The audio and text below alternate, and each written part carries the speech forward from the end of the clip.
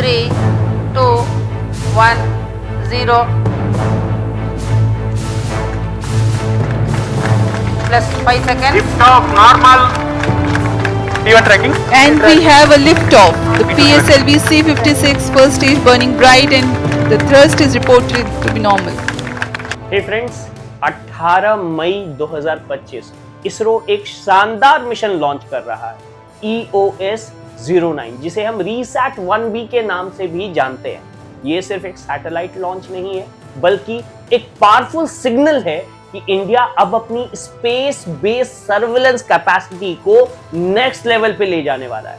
और ये लॉन्च उस वक्त हो रहा है जब इंडिया और पाकिस्तान के बीच में टेंशन काफी ज्यादा है। तो चलिए इस वीडियो में हम बात करेंगे EOS-09 के टेक्निकल डिटेल्स के बारे में, इसकी स्ट्रैटेजिक इंपॉर्टेंस क्या है और कैसे ये बहुत इंपॉर्टेंट रोल प्ले करने वाला है अभी के जो टेंशन के सिनेरियोज हैं और इसके बाद भी। हम कुछ इनसे जुड़े हुए इंटरेस्टिंग इंसाइट भी आपसे साझा करेंगे। इसरो के इस मिशन को लॉन्च करेगा PSLV C-16, एक ऐसा रॉकेट जो प्रूव कर चुका है अपनी रिलायबिलिटी। इनफैक्ट PSLV ने अब तक 100 से ज्यादा सक्सेसफुल मिशन कंप्लीट किए हुए हैं। EOS-09 का वेट अप्रॉक्स 1710 किलोग्राम है और ये प्लेस किया जाएगा सन सिंक्रोनस ऑर्बिट में। इसका मतलब ये है कि ये सैटेलाइट जब भी पास करेगा उस दौरान एक सी लाइटिंग कंडीशन होगी जो इमेज कैप्चर करने में इसे मदद करने वाला है। ये इमेजिनिंग की कंसिस्टेंसी के लिए बहुत क्रूशियल होता है, स्पेशली तब जब आप कंपेयर कर रहे हैं पहले और अभी के विजुअल्स को। अब हम बात करेंगे सैटेलाइट टेक्नोलॉजी और इसके फीचर्स की। इस सैटेलाइट में ऐसे सेंसर्स लगे हुए हैं जो बादलों के आर पार भी देख सकते हैं। और आपको पता होगा मैं किस कंटेक्स्ट में बात कर रहा हूं। इस सैटेलाइट में C band synthetic aperture radar है, यानी कि सार है। ये एक ऐसा रडार बेस्ड इमेजिनिंग सिस्टम है जो एक खास वेवलेंथ पे काम करता है। और इसकी सबसे बड़ी खासियत ही यही है कि ये दिन हो या रात किसी भी वेदर में कैपेबल है, चाहे क्लाउड्स हो, बारिश हो, अंधेरे हो। EOS-09 uninterrupted high resolution image provide करने वाला है।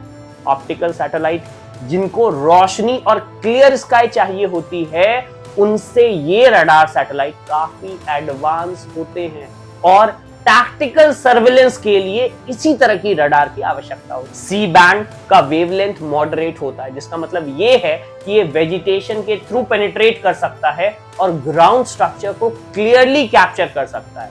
ये फीचर बॉर्डर में मॉनिटरिंग और टेरेन एनालिसिस के लिए एक्सट्रीमली वैल्यूएबल है। अब बात करते हैं सैटेलाइट के स्ट्रैटेजिक रोल की।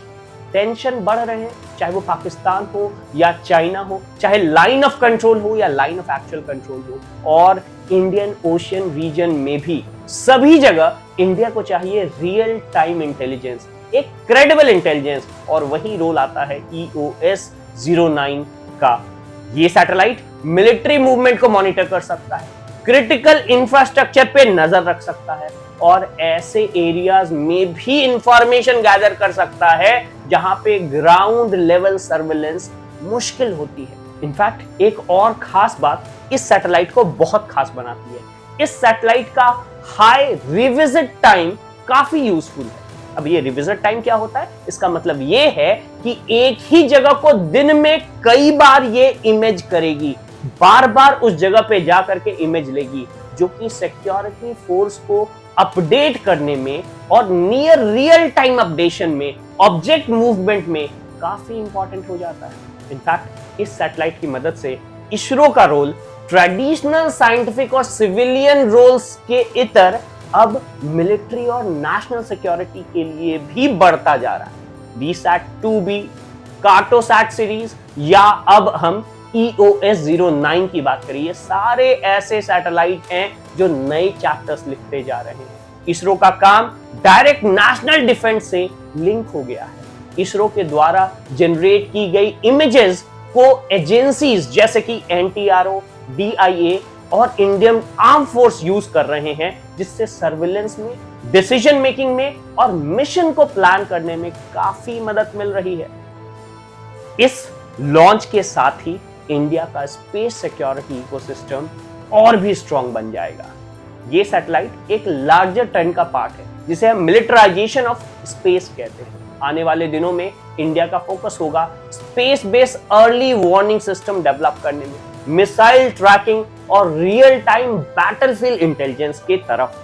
प्राइवेट और गवर्नमेंट एजेंसीज दोनों सेक्टर मिलकर के काम कर रहे हैं और एक stronger space based power defence system का आर्किटेक्ट डेवलप किया जा रहा है।